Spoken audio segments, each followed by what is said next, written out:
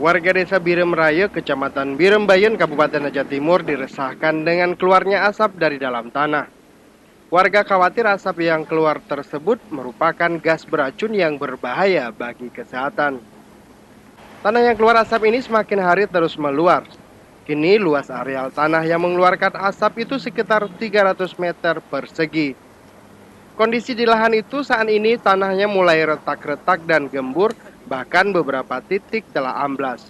Sejumlah tanaman yang ada di sekitar lokasi juga sudah mulai mati.